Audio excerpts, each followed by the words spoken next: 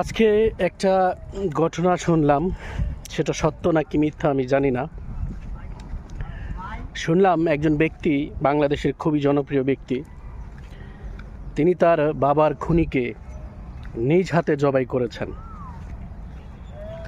যদিও তার আসামির ফাঁসির রায় হয়েছিল, কিন্তু যখন বাসায় নিয়ে আসছিল গোসল দেওয়ার জন্য, তখন তার গলার মধ্যে সেলাই পাওয়া গিয়েছিল।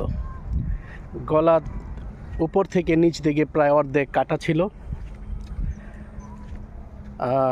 ফাঁসি দিলে লাশের কখনো কখনো এরকম হয় যে ফাঁসি দিতে গেলে অনেক সময় আপনার গলা ছিঁড়ে যেতে পারে, এরকম হয়েছে। যেমন সাদ্দামের সময় এরকম হয়েছিল।